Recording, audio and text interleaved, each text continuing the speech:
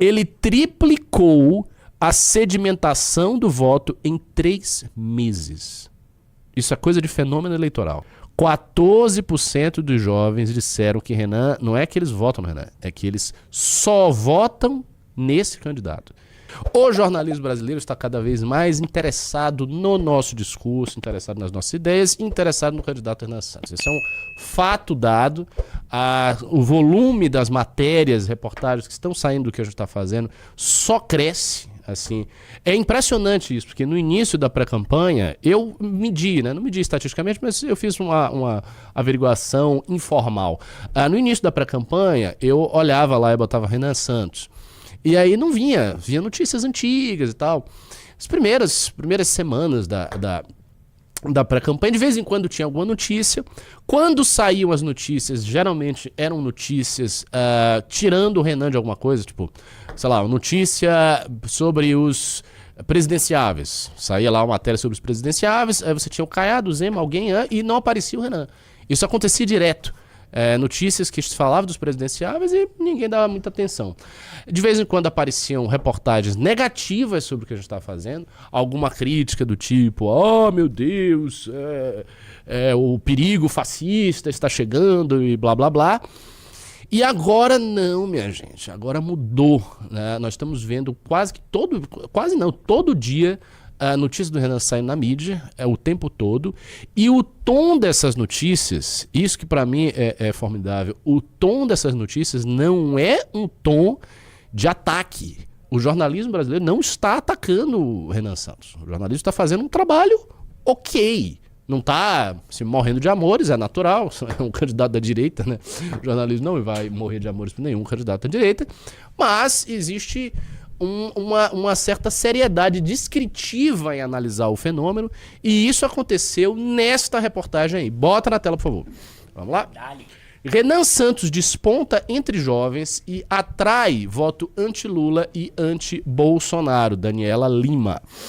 Dono de retórica forjada nas redes sociais, com apelo à economia liberal e linha dura em segurança pública, Renan Santos, pré-candidato do Missão à presidência, está fazendo barulho entre os eleitores mais jovens que se declaram anti-Lula e anti-Bolsonaro.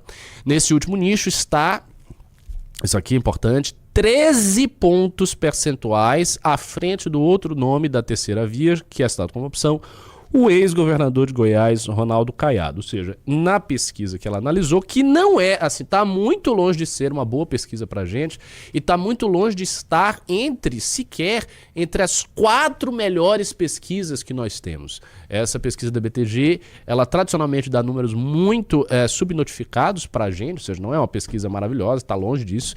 E, no entanto, em alguns cenários dela, o Renan já aparece ali como terceiro, acima do Caiado e do Zema, outros cenários não, mas a gente acredita que isso é uma questão realmente de ajuste. O ponto interessante daquilo que a Daniela falou é que ele tem 13% de pontos percentuais a mais entre os mais jovens para o Caiado. Quer dizer, a nossa base jovem está cada vez mais consolidada, e isso é ouro, porque os jovens envelhecem, os jovens se tornam mais importantes na medida que eles vão envelhecendo e adquirindo posições aí na sociedade.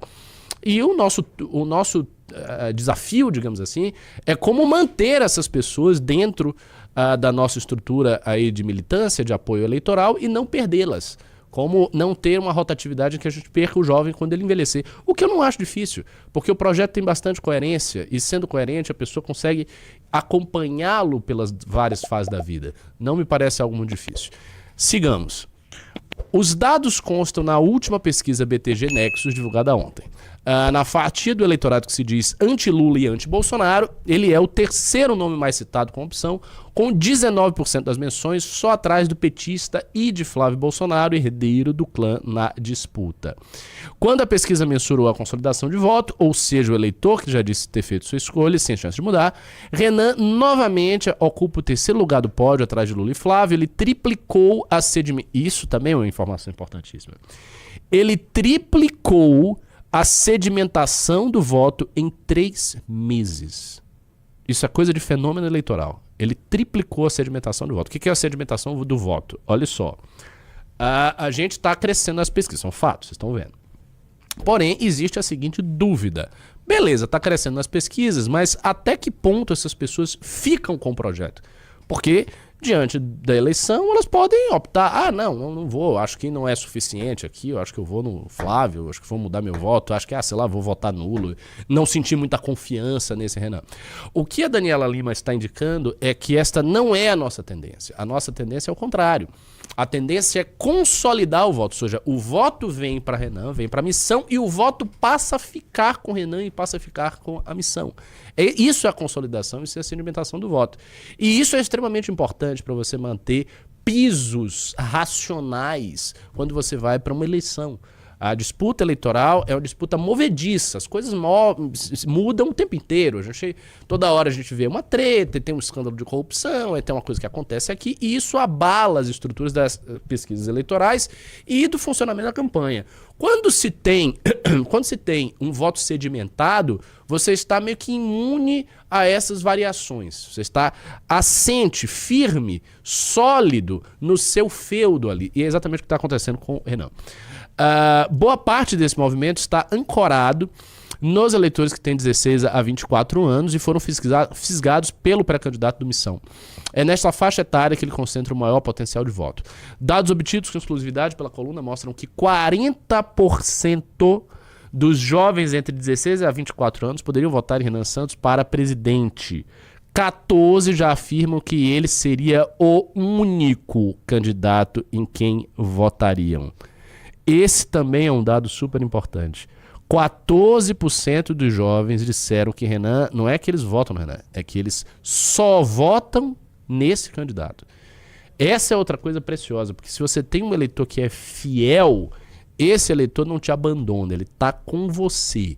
Então esse não é um eleitor de direita genérico, não é um eleitor que vai votar no Flávio se o Renan não estiver, não, é o eleitor que está conosco, que está ali posicionado. Isso também é um tesouro. Pode voltar? É nesse grupo também que ele amealha a menor rejeição, 19%. A parcela de jovens que declaram não conhecê-lo é de 41%. Ainda é grande, ainda tem bastante jovem que não conhece, obviamente. Nas demais faixas etárias, o possível voto diminui e sua rejeição aumenta.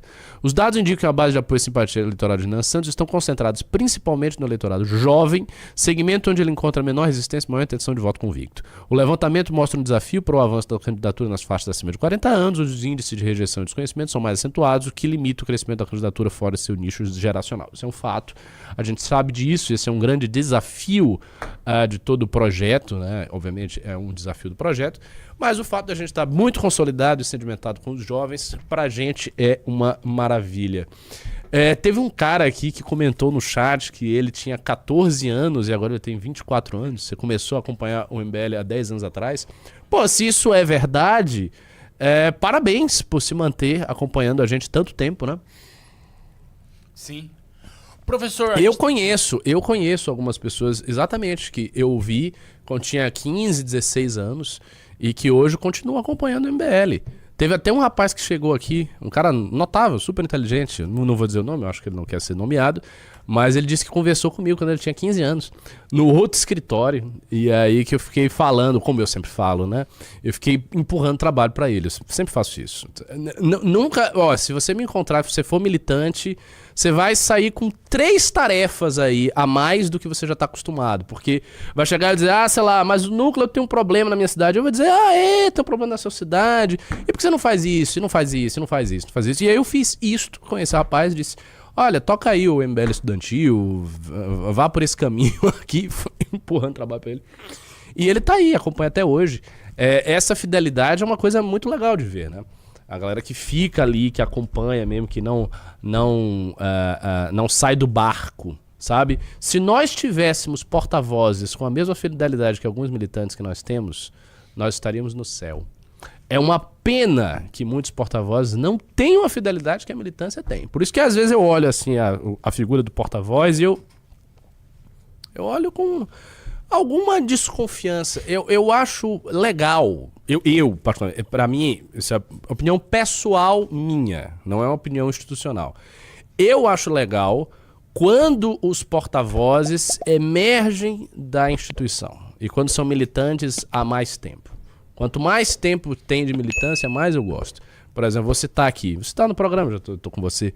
Tem uma menina, a gente não pode falar enfim, pode fazer propaganda, mas é um ótimo quadro do MBL, depois vocês procuram aí, a Nicole Santos, né? Santos. A Nicole Santos, que eu conheço, assim, há muitos anos, há muitos e muitos anos, que ela milita no MBL, assim, de forma muito séria, e ela está em tudo, ia para todos os MBL Days e fez academia e tal, e ela queria se candidatar há anos e anos e anos atrás, quando não havia nenhuma menor condição disso, e agora ela está seguindo o rumo dela, é uma pessoa que eu recomendo que vocês procurem aí.